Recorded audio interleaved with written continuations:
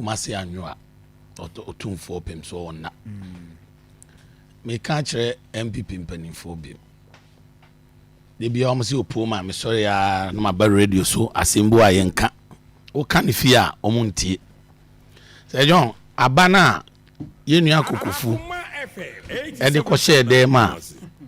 8 polling station church ade anen ko peso ya coordinator kokofu o coordinator o nhia yeso mene no ko huru so ayi free we ba internet bebre no o ma omutie no ma hwe no ma sentie bi se jo etimi free ade agenda ne kompeso mo ye etimi free no abo ma ye wi coordinators of various areas akọrọ omu nyina confirm se bibia e kama every omu koya baby tibi se denyame da kodwom nipa be 16 to 18 omu yi omu film Akoma FM 87.9 asenwe NPP mpanifo ye nua Justin Kodua enioma e koso no mails so aso the Justin Kodua din no de amom support yesa Justin Kodua me so me ya Justin Kodua supporter David nyame ba no na adwe amaso a mails ontimi wene ena ne microphone nti tibawie no ebedu election no abaye tamfo but ade ne ntisa Sir John tiemie o onwe a de oye no ase yesa ase wo na wota na chi na wo ma no kwan ena oye ontimi wene ba wa weni awie nipa no beba no abaye tamfo ade so entisa friend man warning hwe ne ehu ni se omo de obi firi ahojo book na ka so obi antro ni din on polling station na understanding ye dey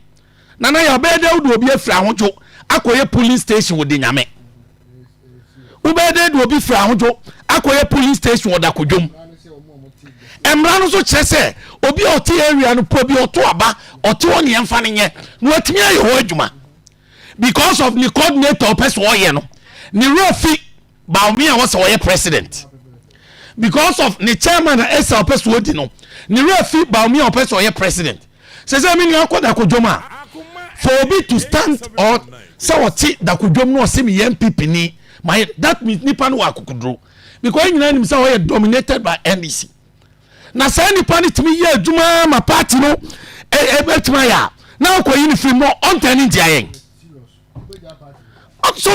wo kan ya no e o say ase ba ye ni ye hye party no ye ni ye ka no kre no say matisi ya so mo di injunction ebe to so say be ba say ma wen nyina ye nim guase ye di injunction be to so wie ni ye ko hwe ni ye hu say na mo ya po Yandoh so ba wono so obere party na say comedy concert kwa no ye nkumase ya 87.9 na nya concert no ye communication be no ye oye comedy picture comedian na oye comedy obi di petition abra o se menye me po Yandoh voice at the right time mebo wa ankola ni bi frɛ o say abone mai o se an ye gusu ye na coordinators ni di nipa ni bi free baabi abeshi shemtubo a enye po Yandoh na voice o o di amame ye wie ne nkola na hu aye petition di ama ase menye na elections na ye kono e o se hwe MP interest ni hwe executive interest ba po Yandoh o se so ye ba omiani no ni refi ba omiani interest ni refi His Excellency the Vice President interest o di president yeye ba o hwe MP ni executive na MP ni executive interest na abufo ba wi a na ma be gina bonte pa cha say yemfa odonye wan kwa polling stations say John sister yankasi ya mam adwuma bia wo ya ko retirement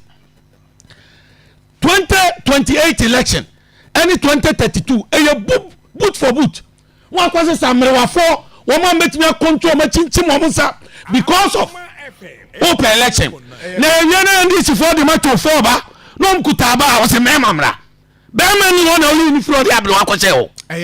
party for nya very careful no muntu o ma ye no fo enhia so de ende ye de ye beka mo na mo power samo so mo pese mo ye ni ya mo nyintu ni anhia mo anya ni ya eye mo asem because kola na dwa o mo bofu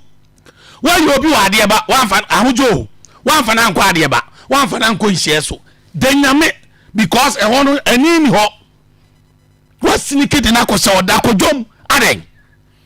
entimi party for penny for well oba de oba compromise fine your friend say Poyando de oba compromise and one you di boni o ha no so ko de so opede brady Nyankopon we na appointment ye boni din kra keke hensemura wodi ogu party na mo beto aba ama no on de mo film kra e kra say hwan regional former organizer François we connect brady Nyankopon why Poyando contest François onu o say 87.9 François na François mo ye mo kabo mo sorry ti ano no here Akame 6 minutes. Opooman wa found there. Oh, there be where there say statement na ma be. No, where statement? Na na I record say 6 minutes on. Enu. Where? E say where there statement here ni debate. We enka debate where statement. And where we say why make you say na wo there bi o. Do o ma me wan kra. Wo there bi o. Nya ne here be kan. There bi na me kwa na. Senyor, me the 1 minute